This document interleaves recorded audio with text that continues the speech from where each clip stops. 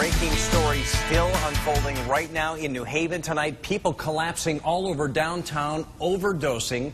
Tonight, the total has topped 75 people, and it's still going up. Police have one man in custody. The victims overdosing one after another, apparently on K-2 synthetic drug, marijuana, that some Yale doctors tell us has been laced with fentanyl. So far, there have been no reported deaths. The city's resources are spread very thin at this hour. Transports continue to the hospital as we speak. The DEA is involved to figure out what is in these drugs. One man who may have sold them is under arrest. News 8's Amy Hudak is live on the green tonight. What a sight, Amy. Darren and Ann, this is unbelievable. We have never seen anything like this. People in law enforcement who have been doing this for decades say they've never seen anything like it. We're going on 24 hours of this, 76 overdoses, 71 people transported to the hospital.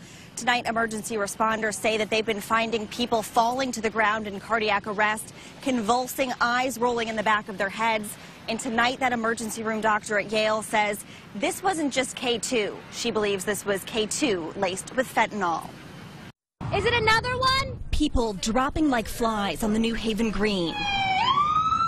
Sirens blaring all day, one after the next, taking dozens and dozens of overdose victims to the hospital. I seen one person way over there falling on the ground, and then after that, I'm running my bike and I'm running this way, and I seen another person fall on the ground. I'm like, who is passing out these fake drugs? Even while we were trying to return people to service, they were passing victims on the ground. Yale's emergency room slammed. Although many people, thought that they were getting K-2 or spice, at least reports from the emergency department, have been that this was actually contaminated with fentanyl. Fentanyl is certainly an incredibly potent drug that is responsible for many overdoses, both fatal and non-fatal, in our state and really across the country right now.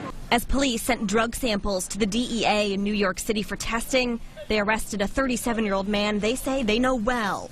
He's believed to have sold at least some of the drugs based on what overdose victims told police. At the time the suspect was taken into custody, he did, from what I was informed, have some K-2 on him. We believe there may be an accomplice that we're still looking for. Some who overdosed treated successfully with Narcan. Additional doses sent to New Haven by the Department of Public Health. Naloxone being available within our community is an incredibly important thing.